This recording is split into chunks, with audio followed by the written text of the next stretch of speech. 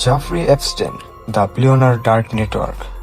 তুমি কি কখনো ভেবেছো একজন মানুষ যার হাতে ছিল কোটি কোটি ডলার, তার বন্ধুত্ব ছিল পৃথিবীর সবচেয়ে ক্ষমতাবান মানুষের সাথে, কিন্তু সে লুকিয়ে চালাতো এমন এক ভয়ঙ্কর নেটওয়ার্ক যেখানে ক্ষমতা, টাকা আর ভয় মিলে তৈরি করেছিল একটা অন্ধকার সাম্রাজ্য।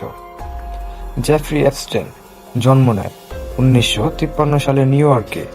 সে শুরুতে ছিল একদম সাধারণ পরিবারের ছেলে, কিন্তু আশ্চর্যের ব্যাপার হলো সে খুব অল্প বয়সে ঢুকে পড়ে ফাইন্যান্স আর এলিট সার্কেলে। কিছু সময় পর নিজেকে পরিচয় দেয় ফাইন্যান্সিয়াল অ্যাডভাইজার হিসেবে, আর ক্লায়েন্টদের নাম শোনা গেলে মাথা ঘুরে যাবে। বড় বড় বিলিয়নার, রাজনীতিবিদ আর বিভিন্ন দেশের প্রভাবশালী লোকজন।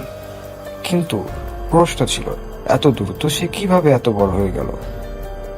এপস্টেনের সম্পদের উৎস নিয়ে আজও রহস্য আছে।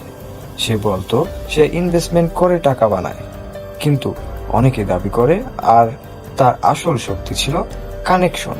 তার বাড়ি, পার্টি, প্রাইভেট জেট সবকিছু ভিআইপি মানুষদের জন্য ওপেন।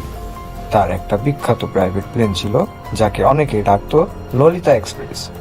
আর এখান থেকেই শুরু হয় সবচেয়ে ভয়ঙ্কর অধ্যায়। এপস্টেনের বিরুদ্ধে অভিযোগ ছিল সে অপ্রাপ্ত বয়স্ক মেয়েদের টার্গেট করত, তাদের প্রলোভন দেখাতো টাকা, চাকরি, মডেল এর স্বপ্ন। তারপর তাদের নিয়ে যেত তার বিলাসবহুল বাড়ি বা দ্বীপে। সেখানে শুরু হতো নির্যাতন। 2008 সালে বড়ভাবে সে ধরা পড়ে, কিন্তু শাস্তি, এটাই ছিল সবচেয়ে বড় শকিং অংশ। সে পেয়েছিল অবিশ্বাস্যভাবে হালকা শাস্তি, যেটাকে অনেকে বলে সুইট হার্ট ডেল। মানুষ প্রশ্ন করেছিল, একজন এত বড় অপরাধী এত সহজে কিভাবে বেঁচে যায়? উত্তর ছিল, কারণ সে একা ছিল না। অ্যাপস্টেনের ছিল একটা প্রাইভেট দ্বীপ, লিটল সেন্ট জেমস, যেটা পরিচিত হয়ে যায় অ্যাপস্টেন ল্যান্ড নামে। এখানে কি হতো এটা নিয়ে হাজারো গুজব, অভিযোগ, রিপোর্ট। অনেকে বলে এখানে এলিট মানুষের পার্টি চলতো, অনেকে বলে এখানে ছিল সিক্রেট ক্যামেরা।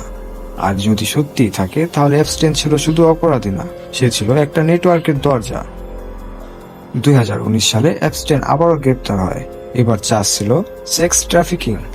বিশ্ব মিডিয়ায় তখন একটাই প্রশ্ন করছিল, এবার কি সত্যি বের হবে? কিন্তু কয়েক সপ্তাহের মধ্যে অ্যাপস্টেন মারা যায় জেলে। অফিসিয়ালি বলা হয় সুইসাইড, কিন্তু এখানেই গল্প শেষ না, কারণ ক্যামেরা নাকি কাজ করছিল না। এখনো মানুষ বলে অ্যাপস্টেন মারা যায়নি, তাকে চুপ করিয়ে দেওয়া হয়েছে। অ্যাপস্টেনের গল্প আমাদের একটা জিনিস শেখায়, পৃথিবীতে শুধু অপরাধী না, অপরাধকে বাঁচিয়ে রাখার জন্যও থাকে শক্তিশালী মানুষ। এখন প্রশ্ন একটাই, অ্যাপস্টেন একা ছিল নাকি সে ছিল শুধু একটা পাপের মুখোশ?